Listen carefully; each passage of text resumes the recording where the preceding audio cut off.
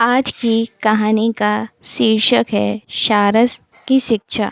एक गांव के पास एक खेत में सारस पक्षी का एक जोड़ा रहता था। वहीं उनके अंडे थे। अंडे बड़े और समय पर उनसे बच्चे निकले, लेकिन बच्चों के बड़े होकर उड़ने योग्य होने से पहले ही खेत की फसल पक गई। सारस बड़ी चिंता में पड़े कि किसान खेत काटने आवे, इससे पहले ही बच्चों के साथ उसे वहां से चले जाना चाहिए और बच्चे उड़ सकते नहीं थे। सारस ने बच्चों से कहा, हमारे ना रहने पर यदि कोई खेत में आवे तो उसकी बात सुनकर याद रखना। एक दिन जब सारस चारा लेकर शाम को बच्चों के पास लौटा तो बच्चों ने कहा, आज किसान आया था।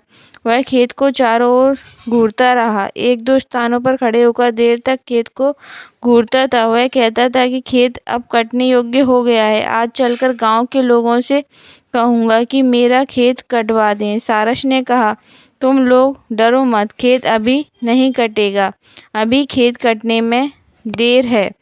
कई दिन बाद जब एक दिन सारस शाम को बच्चों के पास आए तो बच्चे बहुत घबराए थे। वे कहने लगे, अब हम लोगों को यह खेत झटपट छोड़ देना चाहिए। आज किसान फिर आया था। वह कहता था कि गांव के लोग बड़े स्वार्थी हैं, वह मेरा खेत कटवाने का कोई प्रबंध नहीं करते। कल मैं अपने भाइयों को भेजकर खेत कटवा लूंगा।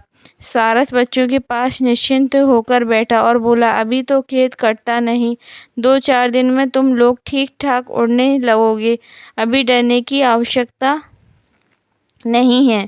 कई दिन और बीत गए। सारस के बच्चे उड़ने लगे थे और निर्भय हो गए थे।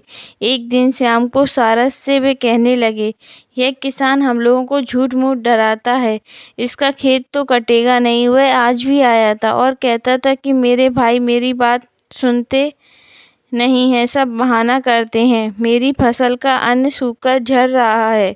कल बड़े सवेरे मैं आऊंगा और खेत काट लूंगा। सारस घबराकर बोला, चलो जल्दी करो, अभी अंधेरा नहीं हुआ है, दूसरे स्थान पर उड़ चलो, कल खेत अवश्य कट जाएगा।